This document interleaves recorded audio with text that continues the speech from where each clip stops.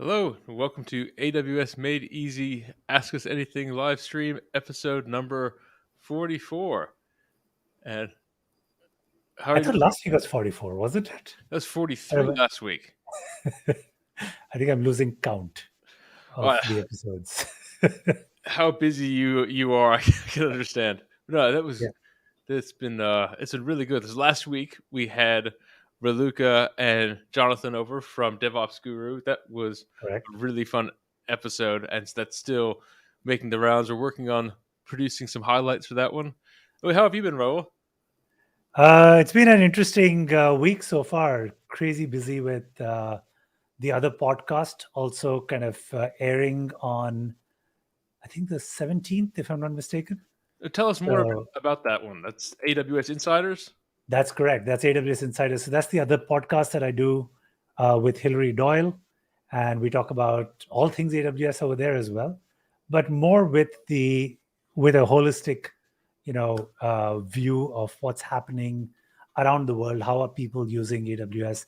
We have guests in every episode who come on and tell us their stories, and we like to share some of our stories during that, our stories and insights on that podcast as well. So check out season one. Season one seemed more like a debate show, but season two is going to be really bringing out a lot of the stories. How are people using AWS? What's their experience really been? So, really excited about the new season, and check it out. Please subscribe to it and leave us some feedback about it. I've put a link to the description. It's been fun. I don't know, I've been doing a little bit behind the scenes to get ready for that one too. It's been really neat. That's going to be a great season. So looking forward to some of the interviews there. Yeah, Yep. it's really exciting. What about you? How was your weekend? Oh well, here we had Passover and Easter and All right. lots of different festivities with family, and it was really really nice to be able to participate in those. Um, it was good. Lots of eating and get together with families. Fun for everyone involved. So that was nice. Did you have an egg hunt? We did. That was fun.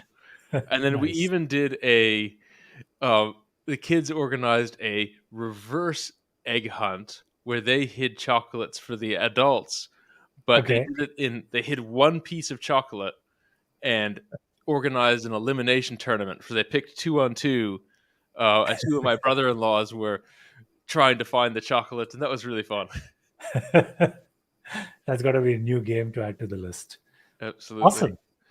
Let's see. Okay, so we have a packed show today with a ton of announcements. We do. Yeah, I have a few little ones before we get started. We had the Great. webinar that was last week. That was That's really right. how did that go? I thoroughly enjoyed that webinar. Again, we had Hilary Doyle and we had Miguel Brachini on the webinar, and yeah, we talked about so many interesting tips. I think most importantly, unlike this live stream where we take AWS announcements and we take holistic stories in the podcast, what I loved about the webinar was some very, very concrete takeaways for AWS practitioners, super simple, easy ways to save money right away. And some of our learnings that we had, very practical learnings. I wanted to play a That 20-second can clip set from them it up. just to give you a little preview because you can still watch the webinar.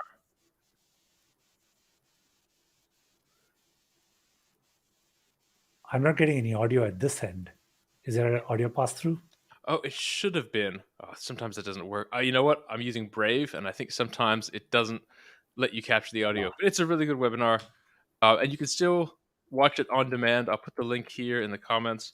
So if you didn't watch it live, you can watch it there. Yep. And one other request, if you are watching this, please follow me on LinkedIn. I have been taking a lot of the tips that we've been discussing internally and we've been experiencing, and I've started sharing those on LinkedIn very, very frequently. I think I do about 2 or 3 posts on very practical cost savings steps that you can take. So please follow me, and take a look at those tips as well. And yeah, if you've tried any of them, please leave your feedback. I mean, we've tried these at our end, but would love to see how it's worked for you. Speaking of those tips, we just released a new blog. This is the removing idle elastic load balancers. So go check that one out. That was a fun post to write. That was Great. Are we going to do a deep dive on this one today, Stephen? not today. I'm still prepping that. I just wanted to give it a preview. It's online. I need to prep the deep dive for this one, but go ahead and read it. We'll cover that next week.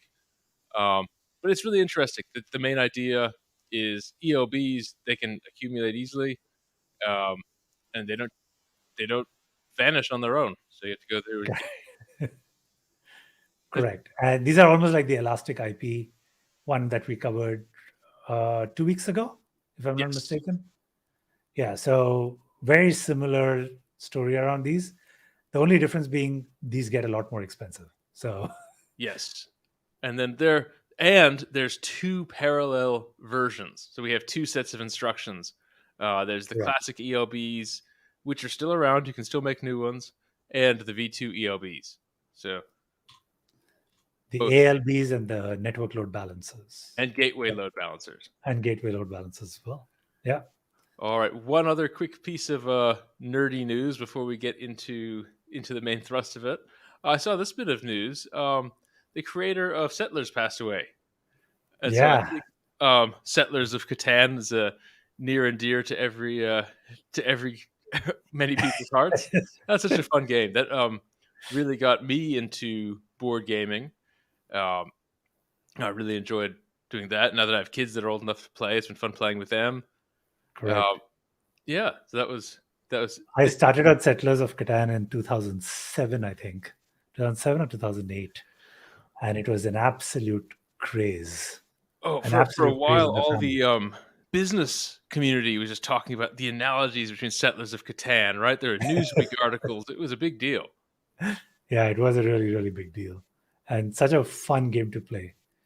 That I have to also say that in the last few years, Settlers of Catan has been trumped by Rails and Sails, and both variants of it at that. So yeah, but Settlers of Catan continues to remain a very, very loved game. And there's a great one called Colonist.io, which is basically a clone of Settlers of Catan. So if you haven't played Settlers of Catan on this one, you can play online against a bot. It's true to the original. It's a blast. So go ahead and check that out. All right. Neat. Well, let's dive in to the articles, and we should start with the new AMD processor support for faster EBS throughput. So let's have a look at that one.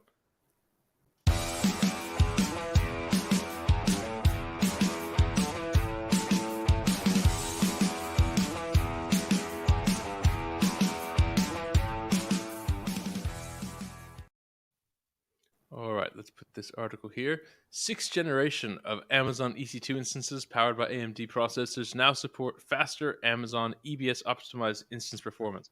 We've been waiting for this one. We're excited about this one.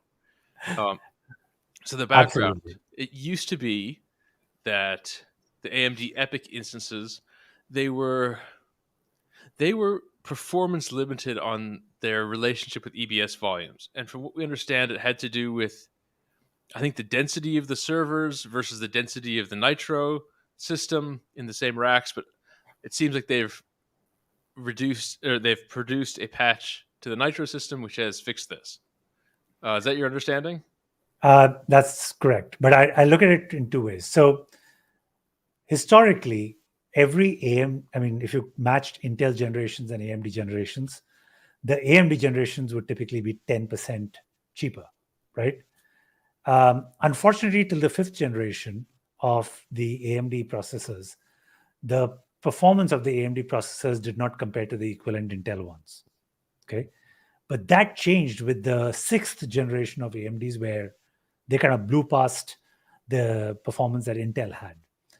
Unfortunately, other than some very specific R-type instances, for all the other instances, especially the C6A and the M6A, which are the general purpose computer and memory optimized ones, the EBS performance started becoming a bottleneck. So in a lot of cases where these instances needed to be used, as against the published throughputs, most customers were seeing probably 40% less throughput than what was published for those instance types. And even though the processors were 10%, or these instances were 10% cheaper, and the processors were actually far more performant than the equivalent Intel ones, overall, the performance of the applications would be potentially degraded. Again, there was a word of caution that was put out that it might degrade the performance if you are very EBS or IOPS heavy. Now that that constraint has gone away and this issue has been resolved, I think it becomes a no-brainer to take any of your fifth generation Intel instances and just seamlessly move them over to the sixth generation AMD ones, because you are going to get equivalent or better performance, and it is going to be 10 to 12% cheaper. Yeah, it's a great. Well, I think it's AMD was really, because they worked so hard to make this great processor, and then had this artificial limitation. Well, not artificial, but just it was a limitation that they faced, and so now that they're not faced with that, I think that'll allow their instances to shine even more. So Correct. Good, they'll be happy about that. And yeah, just like the Graviton, we recommend, depending on how specific your architecture needs are, whether you need to stay on x86 or move to ARM. If you want to stay on x86 but still enjoy a better price performance instance, AMD is an excellent option to check out. Yeah. And now you can do that with the full 240,000 IOPS. If you need that, you've got it. Yeah, and I mean, like I said before, this move to the AMD processors is almost a no-brainer, and it requires very little heavy lifting from the part of engineers to actually make this change, because almost everything will run pretty much the same on the AMD processors as well. So this should be an easy 10% savings. And given that literally, I think all but one customer that I have looked through, and I've looked through, nearly $1 billion of spend on AWS. Every customer that I've seen, EC2 is the largest spend by far. And it's at least 2 to 3x greater than the next service that most people use. And on top of that, almost 80% of the workloads that run on EC2 are Intel-based. Again, defaults matter. The default is always an Intel machine. And that's the reason why everyone launches Intel machines to start with. So, I've got an anecdote from this weekend that actually relates to this. It's kind of a roundabout story, but it does tie in. I bought a new pair of shoes, and I was going to, I'd always just bought my size. It's been my size forever. 11.5 EE. That's me. And then I went to this store, because usually I just bought them online, but I went to a physical store. It was highly recommended. And the shoe salesman looks at my foot and says, I don't think you're that size, actually. And he said, and try 12.5. And I think your feet will be a lot more comfortable. And it was. And so it's one of those assumptions that I hadn't revisited in a long time. I'm an adult. I know what my shoe size is. But right. you can revisit this assumption and say, hey, wait, there's actually something better out there that it's going to be a better fit. Sometimes literally, but sometimes architecturally or computationally. Yeah. It's just like with Intel, you got to revisit that assumption and say, is that still the best choice for me? Am I at 11.5 or am I actually at 12.5? There's also, this is also a question of behavioral economics. There's a book by Dan O'Reilly called Predictably Irrational. I think we spoke about it before. Defaults make a very big difference. Like setting something as the default option, invariably, 80% of the people will start using it. There's a case study that's included in that book that talks about how in one of the Scandinavian countries, they were trying to get organ donors to make, donations, or to basically sign up for organ donations. Or they were trying to get citizens to sign up for organ donation. But they realized that, very few were actually opting in. So what they did was they changed the form to have opt-in by default. And if you did not want it, they would basically require you to explicitly say, no, you don't want it. So, and suddenly it flipped the adoption or the organ donation, With the rate. rates. Yeah. So it completely changed things. So I've found this book to be incredibly fascinating in the way certain very simple things, even though we think that they don't matter, they matter a lot in the way our brain processes it, in the way we actually take those defaults, take those, we just assume that certain things are, that we are making rational decisions, but we aren't. They're being they're being guided for us. And retail actually makes a lot of use of these principles. That makes a lot of sense, right? And I think as programmers, we like to think, oh, it's only the data structure and the algorithm that matters, and everything will just show up naturally. But it's actually not the case. That's why Right. UI is so important. All right. Well, coming Great. back to the article in question, I'll put that back on the screen. How are we going to rank this one? Simplifies for sure Absolutely. because you save money.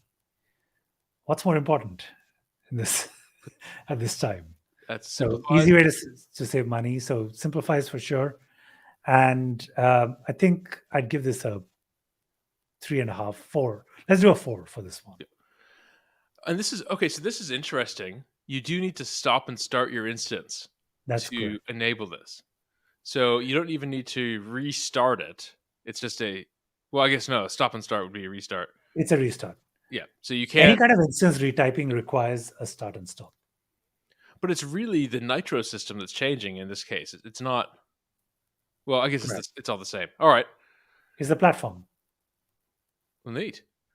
All right. Okay. Well, let's move on to the next article. We're going to do the, excuse me, we are going to do the utilization notifications for on-demand capacity reservations. I'll queue up the transition and then here we go.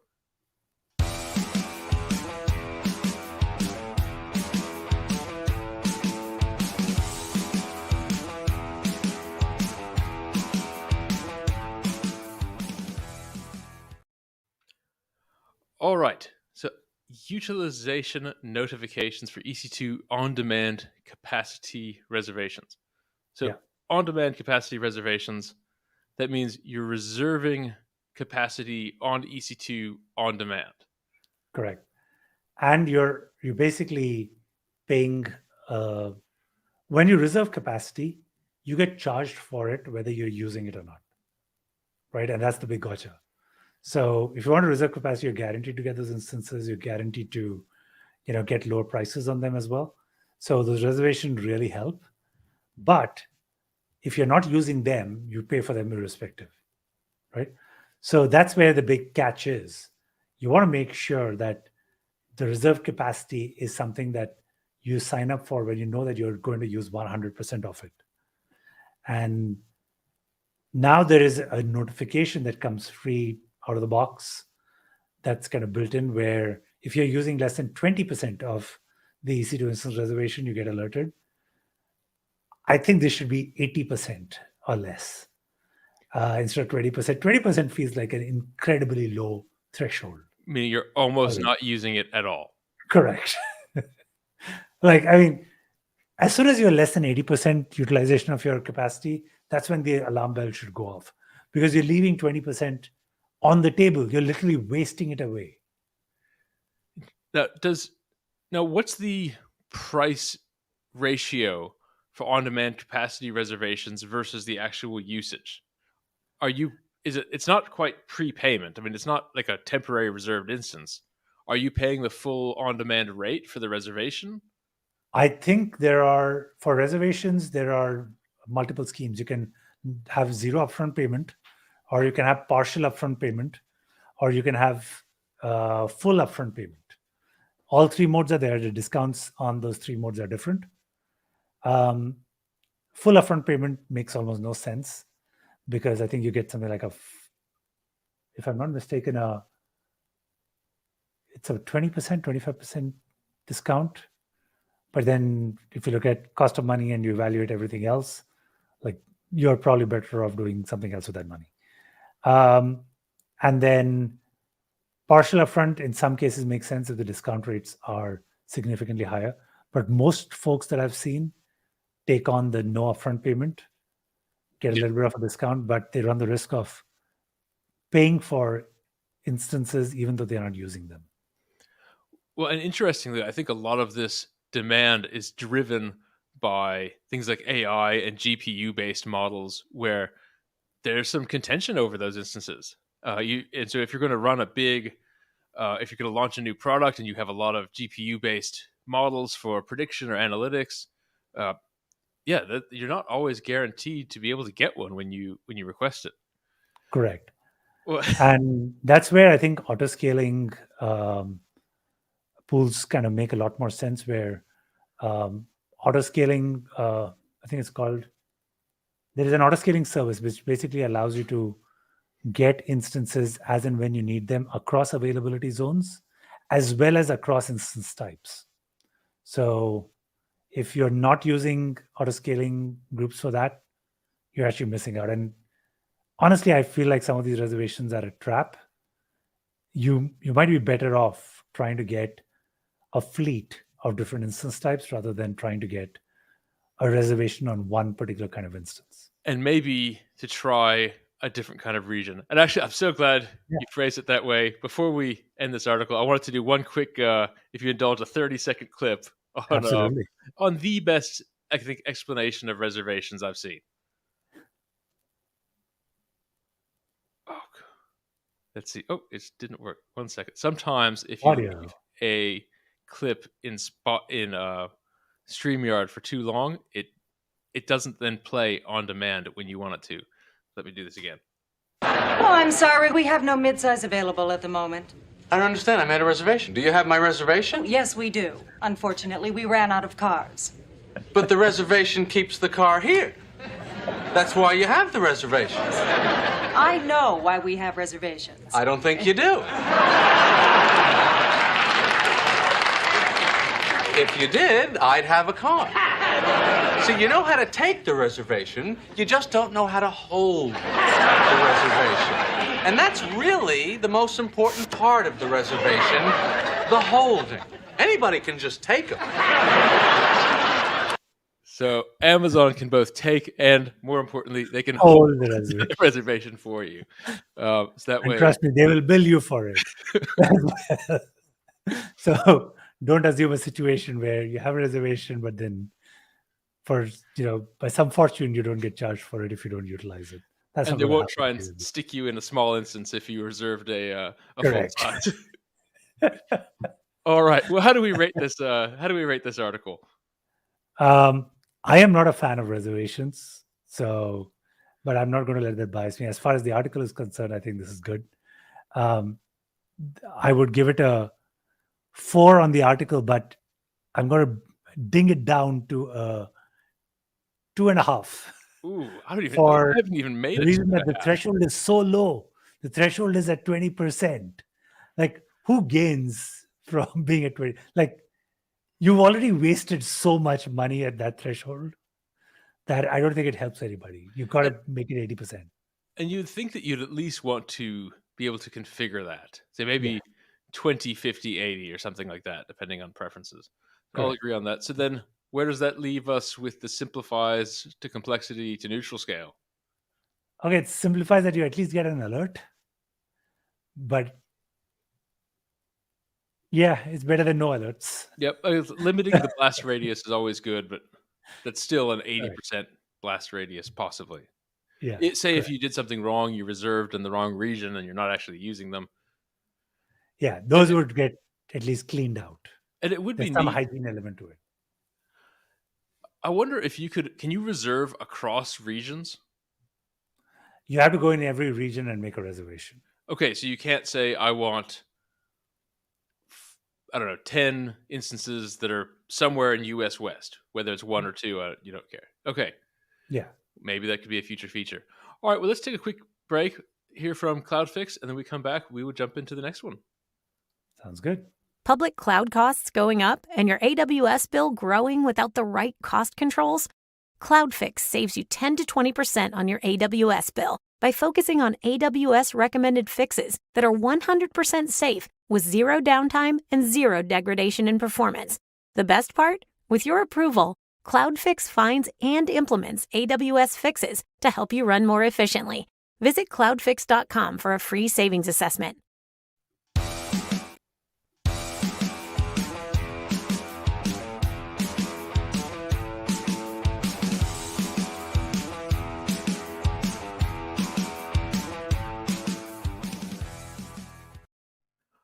All right, so this is the Amazon EC2R7IZ, or The IZ next if you're tongue in the twister. Commonwealth instances. The next tongue twister in instance names.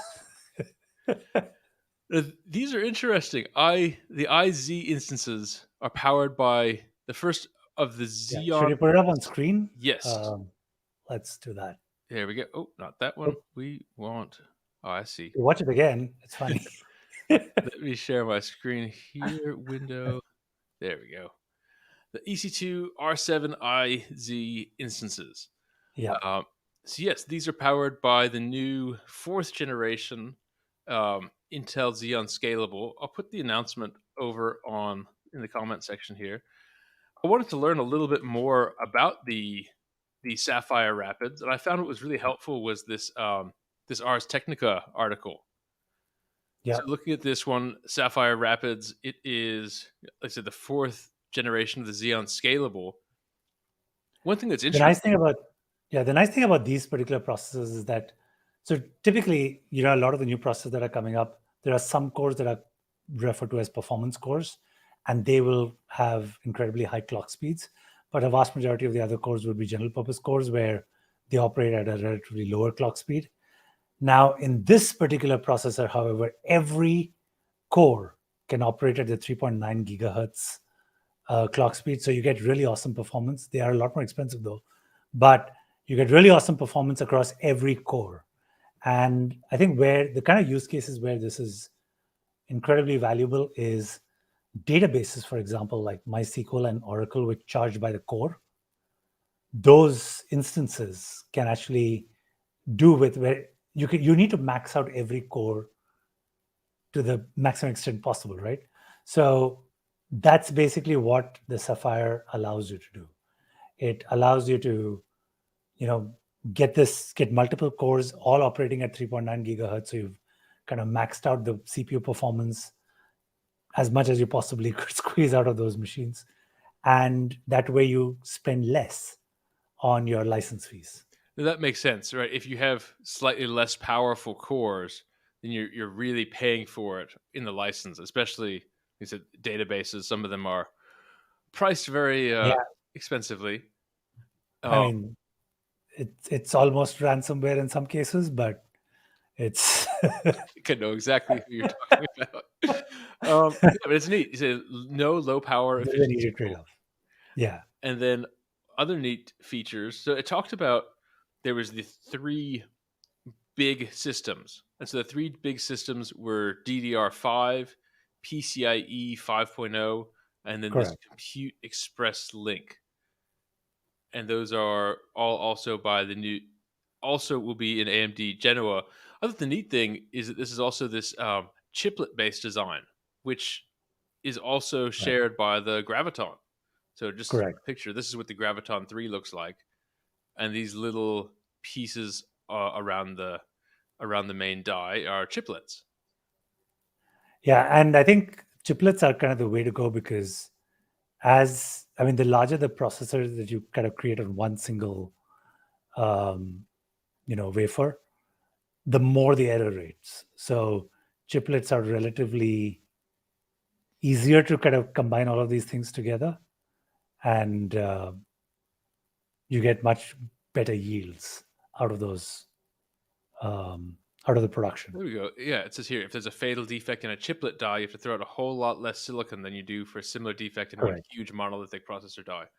And I like this idea that you could have a chiplet that's dedicated to, say, RSA encryption, or a chiplet that's dedicated to certain video codecs, and they could even be made by a third party and then be standardized across Intel and AMD. And there seems like there's going to be a chiplet standard that is on the way. I was reading about this. Here we go. UCIe, I think. Yeah, UCIe, the Universal Chiplet Interconnect Express. So yeah, that's I guess one really exciting thing about this, going back to the announcement, you always hear, okay, Moore's law is dead. And yeah, maybe in terms of megahertz or gigahertz, we're not seeing a lot of innovation, but there's still a huge amount of innovation in the architecture space, in the overall CPU design space. So it's quite an exciting time for server processors. Yeah, it is. And I think, again, you need to rethink the architecture. Like earlier it was easier to just get one large box and dump everything into it. Right now, you have to really think about not just having one big core that you can use for your application, but to figure out how to use multiple cores in your applications and be able to process more stuff in parallel. And unless your applications can leverage all these multiple cores, just throwing a bigger machine on it, on the problem doesn't really help you in any way. There are n number of applications that I still come across, which are all single-threaded, and it, just doesn't help throwing a larger machine at that problem. No, yeah, there's especially for older applications. My favorite text editor being among them, notoriously single-threaded. Right. And so if there's delay, there's nothing you can do. Correct. Well, how do we rate this one overall? Let's see. I think the new instance type. Let's see. Does it talk about availability here? Okay, so it's still in preview mode. Yeah. I think this is good for folks who are running databases. I'm really hoping that this will show up in RDS as a managed service, and this instance type is going to be available as part of their managed services. So I welcome this. Right now it's in preview. Great. Announcement-wise, I think it's a 4.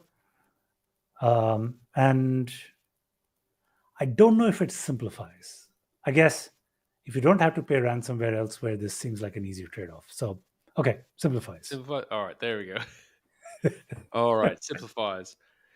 It is, yeah, it's a new instance. I'm looking at a terabyte of DDR5 RAM. I don't want to know what that would cost to buy one of these physical instances. So good that you can use one when you need it.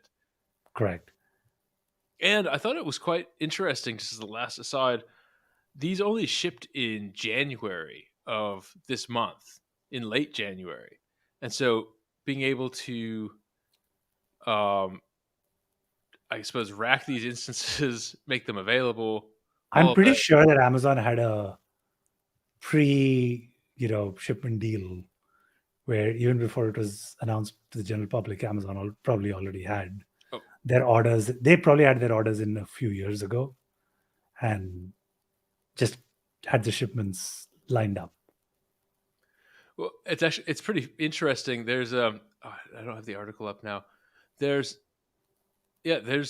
becoming hard for people who aren't Microsoft or Amazon or Google to even obtain these. Like you said, those orders are so big. If you wanted 20 of them for your own personal data center, it might take a while. Yeah. I think the only other player in the private data center space who has enough cloud to do this is Dell. And Dell probably also has similar deals. I still am shocked at the number of folks who are still setting up their private data centers and buying a whole bunch of these new racks. Yeah, you're going to want 100% utilization all the time to amortize this cost. All right. Yeah. Well, let's move on to the next one, which is Elasticache to RDS. This is going to be an interesting one. Yep.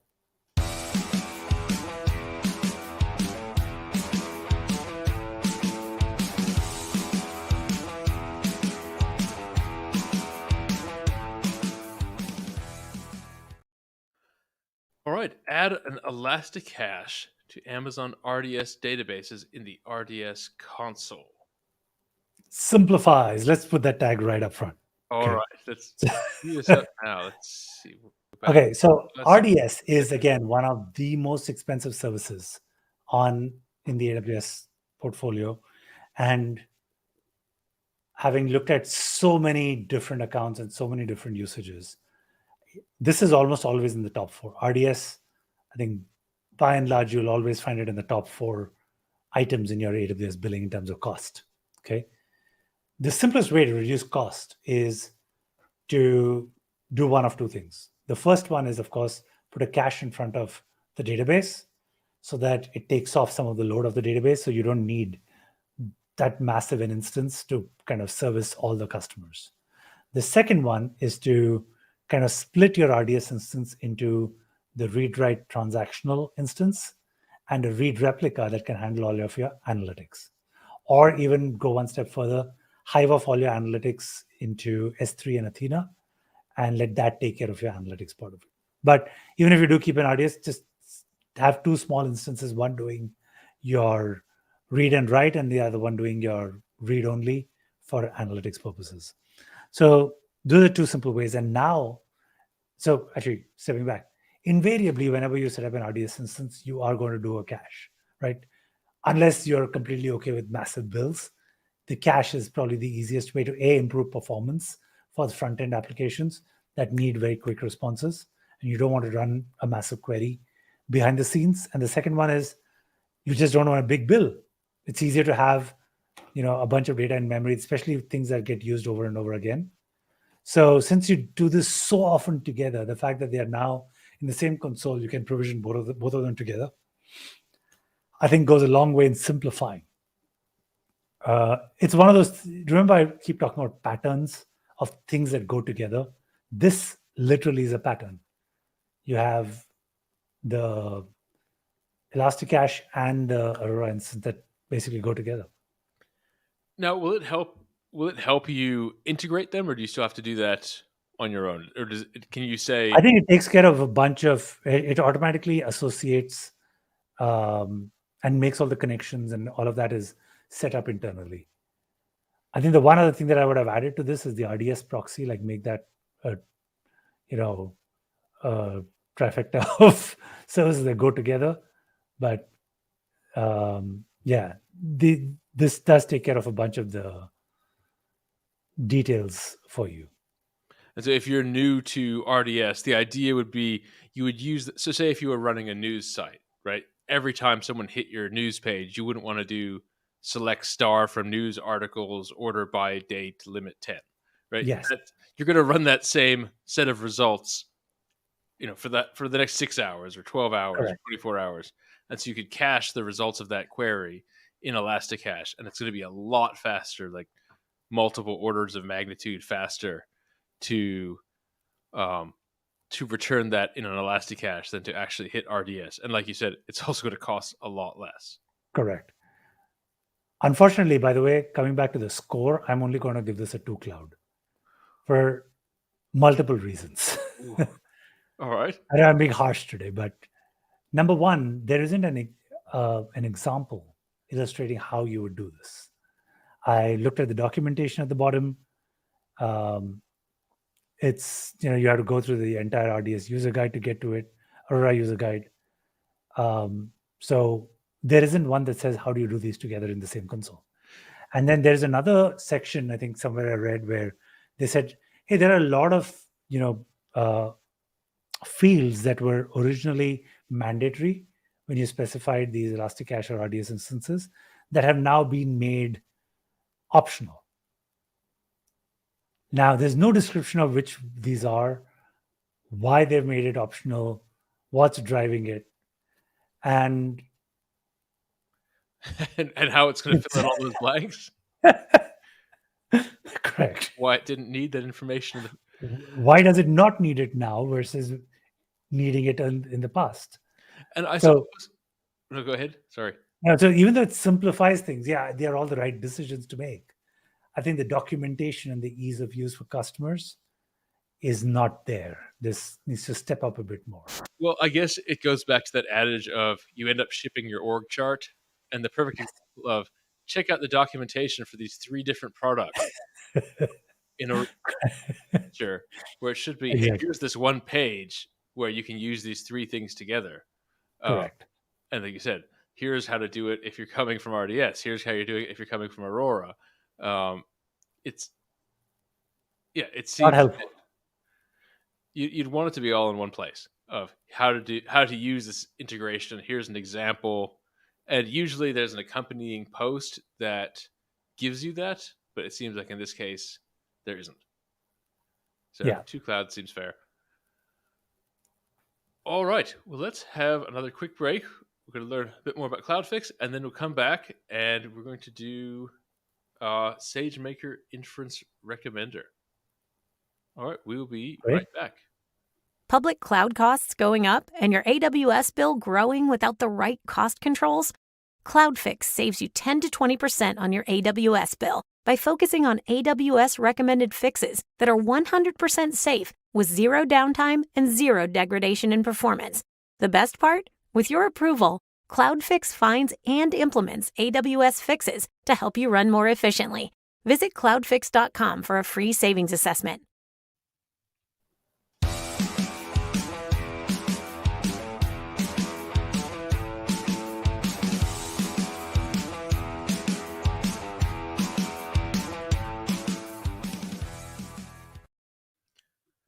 All right, SageMaker Inference Recommender improves usability and launches new features. So Inference Recommender, this is suggesting the amount of instances and their configuration in order to run a model on SageMaker. Correct. And the fact that it automatically does this for you, because this is again another decision that folks have to make. They have to figure out, do all the math to figure out what size of the instances they need, how many of them they need, how does it need to scale up or down, depending on the workloads that are coming in. And so Inference Recommender automatically does it. It runs Inference Recommender jobs, which basically tell you the right set of instances, and you can scale up or down accordingly. The new changes that are coming in is, it appears, is that there's explainability and insights into what is driving the recommender. And it probably comes from a lot of customers asking, why did it recommend what it recommended? Like, that just makes no sense, given what we are seeing, we wouldn't have made these choices. And so I think this is giving more transparency to how the recommender is operating, providing metrics like the CPU memory utilization and the P99 latencies. It uses those to figure out what the right instance types and the right instance numbers should be. And explainability of an inference model, that's something that's not easy. It's not so much of an inference model. It's explainability of the inference recommender job. So when it says, go ahead and use 5 instances of the P3.4x large. So I guess what I mean is it driven by a constrained optimization problem or by a machine learning model in the background of what's making? I'm guessing this is a constrained operations problem, because this is a simple OR. I would think that this would be a simple OR model. It's a linear optimization model. And this is a job that runs every now and then. It's not an inference that's kind of dynamic. So I would think that it's a simple linear optimization. Yeah. So you have a finite family of instance types, and you're trying to figure out what's the right combination of these to optimize costs. Correct. And they probably get triggered on either alerts or on a schedule. That makes sense. Yeah.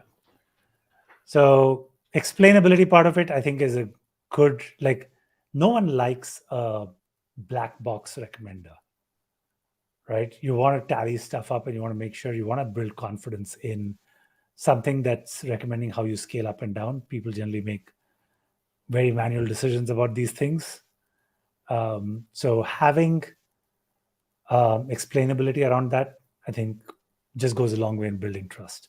So I don't know if it simplifies, but it definitely builds a lot of trust in the solution.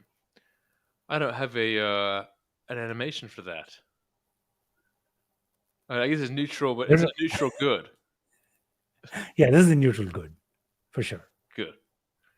And and especially if it's recommending that you spend more than you were expecting, then you really want that trust component there. Exactly. Yeah, invariably, I think I know of at least one customer who ran a workload, ran it on an automated recommender, and it just launched a hell of a lot of volumes that they were not expecting or anticipating, and they didn't know why.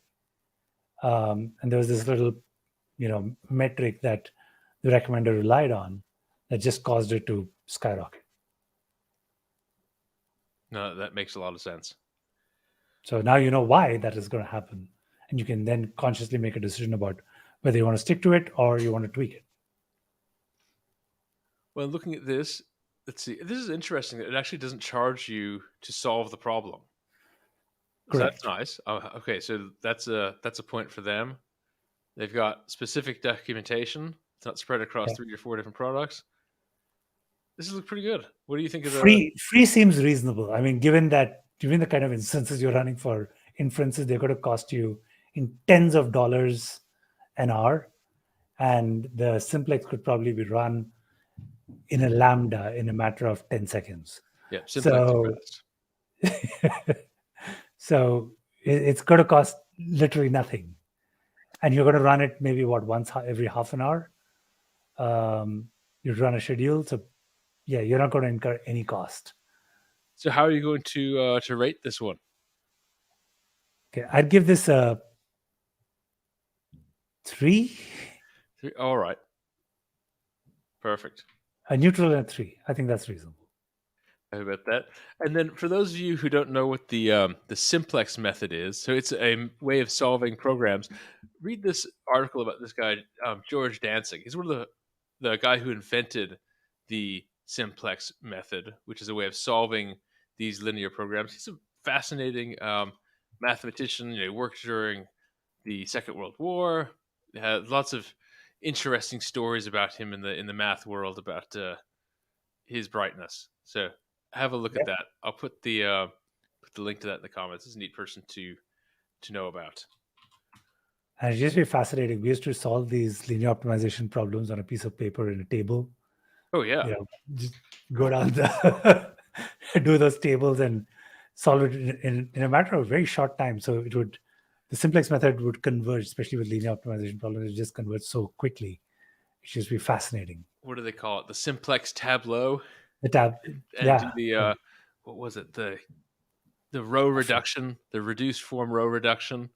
Yeah, it's been 26 years or so since I actually did the simplex on paper. But yeah, it's been a while. Well, fascinating stuff. One of the I guess famous stories about Dantzig, it's in Wikipedia. It's loosely in the movie Good Will Hunting, but Dantzig was asked he arrived late in class one day and he saw some problems on the board, and so he did them and turned them into his professor a few days later. And he said, "Oh, these are a bit more difficult than I'm used to." And it turns out he was late to a lecture about like famous unsolved problems in mathematics, and just assumed they were homework and went and did them. And his professor said, "You need to submit this," and he did, and that was his dissertation. So that's awesome. Neat individual. Well, I believe that's everything we have for today. Great. All of you, please follow us, subscribe to this channel on LinkedIn or YouTube or wherever you're watching this. And yeah, leave us some feedback. We'd love to hear from you. We'd love to know what you want us to talk about. And hopefully soon we'll have a few more guests from AWS. I think those episodes make for a fun time and lots of learning. We have one in progress. We're talking about the cloud financial management dashboards. So that's still in the works of getting organized. That should be happening fairly soon. So I'm looking forward to that one. Fantastic. Thanks, everyone. See you all soon. All right, well, goodbye. See ya.